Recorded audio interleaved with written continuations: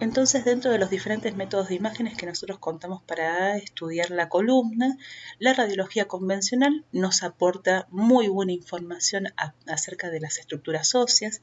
Lo que estamos estudiando con la placa es una región determinada. Fíjense que en estas imágenes que veníamos viendo hasta ahora vemos todas las piezas óseas que van a formar la columna cervical, desde la primera cervical hasta la séptima, cómo se relaciona la columna cervical con la base del cráneo y con la primera vértebra lumbar. Vemos muy bien la alineación de todas las piezas óseas y vemos muy bien las estructuras que van a conformar cada una de las vértebras, ¿sí? No solamente evaluamos los tejidos, el tejido óseo, sino que también podemos tener algo de información de los tejidos perivertebrales.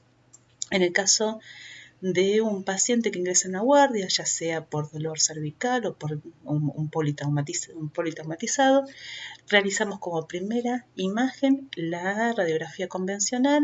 Muchas veces en los pacientes politraumatizados no podemos hacer las dos incidencias porque o están inconscientes o no se lo pueden movilizar o vienen con cuello de Filadelfia, con lo cual la información más importante nosotros la vamos a obtener a partir de la radiografía de la columna cervical de perfil, ¿sí? A partir de la alineación correcta de los cuerpos vertebrales y de tener la información indirecta de que el canal raquídeo se encuentre respetado, nosotros de una manera indirecta podemos pensar que la médula también lo está.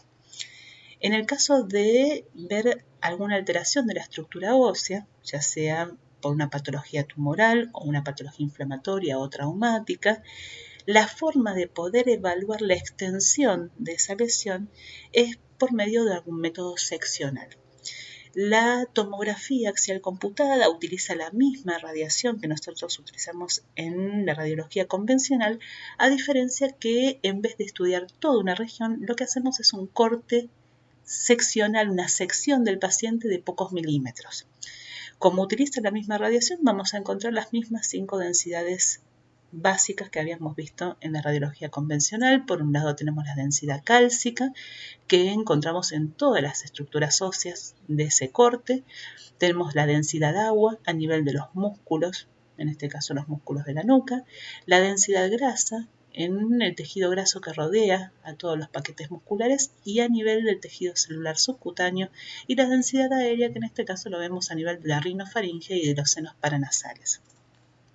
Por lo tanto, nosotros una lesión podemos verla muy bien en la radiología convencional, pero para poder estudiarla en toda su extensión, o si es una fractura muy compleja, para estudiar algún fragmento que se haya desplazado al interior del canal raquídeo, nosotros necesitamos un método de imagen que haga sección del paciente y que nos evite toda esta superposición de estructuras que habíamos hablado que tenemos en la radiología convencional. Ese método ideal, que es un método de obtención rápida, que nos aporta mucha información, no solamente de la estructura ósea, sino de los tejidos blandos perivertebrales, va a ser la tomografía axial computada. Pero si lo que queremos estudiar son las partes blandas, el método de imagen ideal es la resonancia magnética, que nos aporta muy buena definición tisular, en este caso del tejido cerebral, del tejido nervioso, de toda la médula espinal, del aparato ligamentario, ¿sí? Que va a estar manteniendo su posición a los diferentes vértebras cervicales y a los discos intervertebrales que separa un cuerpo vertebral del otro. Entonces, toda la columna vertebral va a estar formada por múltiples piezas óseas articuladas entre sí y divididas en 5 regiones. Tenemos por un lado la región cervical, la región dorsal, la región lumbar y la sacra y coxigia. A nivel del sacro y del coxis, las piezas individuales se fusionan para formar un único hueso. A nivel cervical vamos a encontrar 7 vértebras, a nivel dorsal vamos a encontrar 12 vértebras, a nivel lumbar 5, a nivel del sacro 5 fusionadas y en el coxis 4 o 5 fusionadas también. La función que cumple la columna va a ser la de dar sostén al cuerpo en bipedestación y va a permitir darle una vaina ósea protectora a toda la médula espinal y sus raíces nerviosas.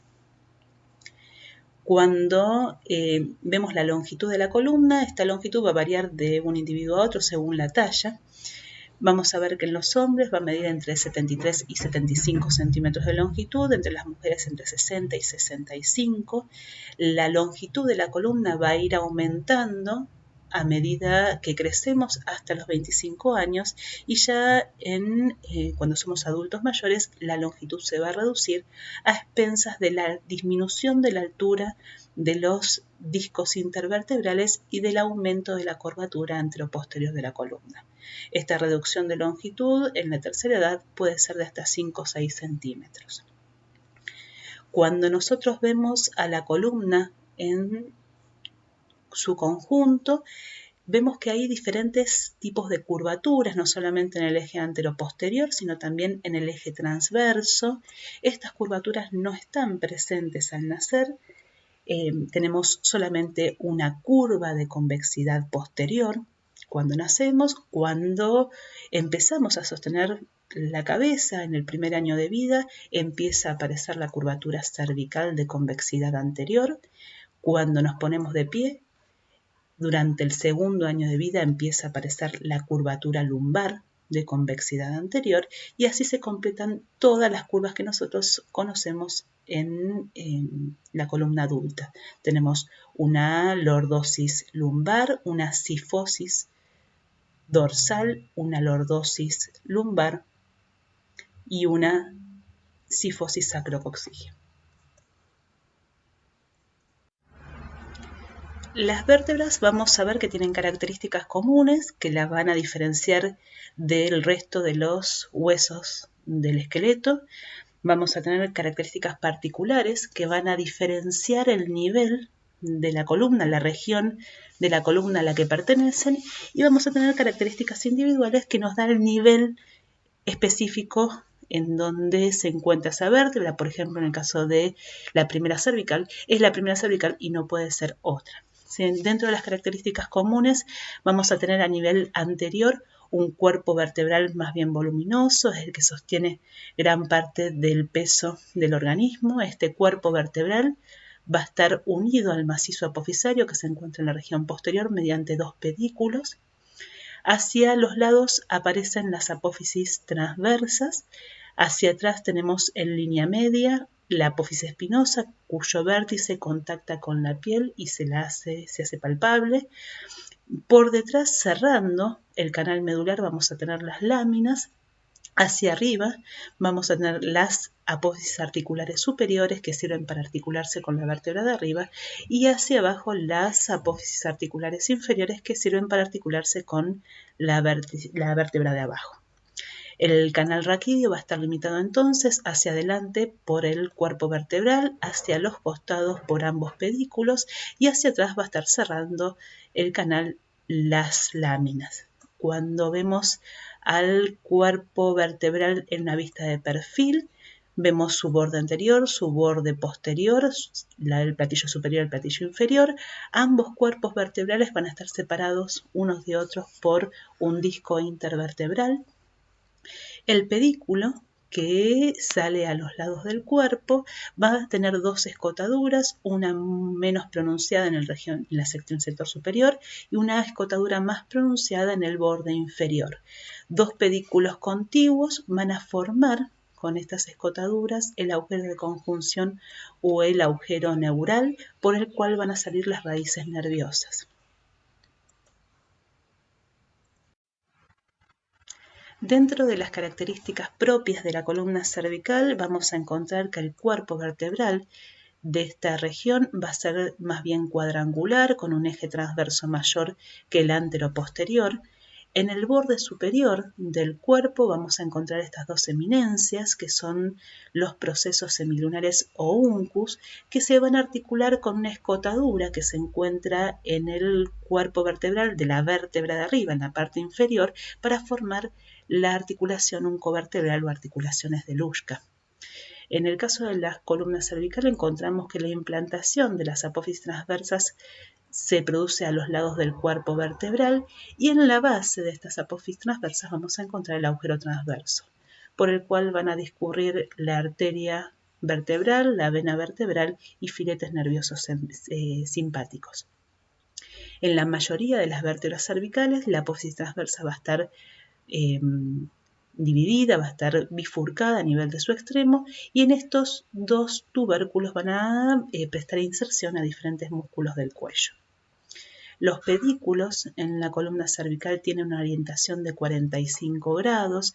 Esto es muy importante y sirve mucho para entender un poco la vista radiológica. Cuando nosotros queremos evaluar los pedículos y los forámenes que conforman estos pedículos en la columna lumbar y en la columna dorsal, nosotros con una incidencia de perfil los vamos a poder ver porque la orientación del pedículo en estas dos regiones va a ser anteroposterior.